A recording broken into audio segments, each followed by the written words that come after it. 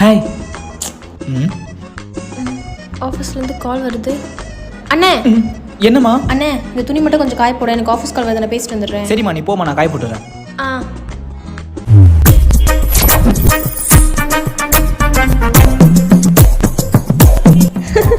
சிரிக்கிறா, ஆனா என்ன பார்த்து சிரிக்கிற மாதிரி இல்லையே, வேற என்னத்தை பாக்குறா?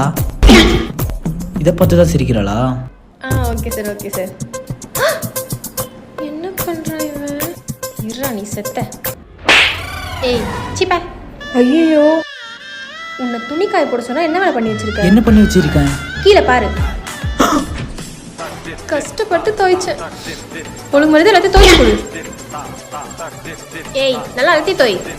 துவைக்கிறேன்டி, துவைக்கிறேன். மவனை உன்ன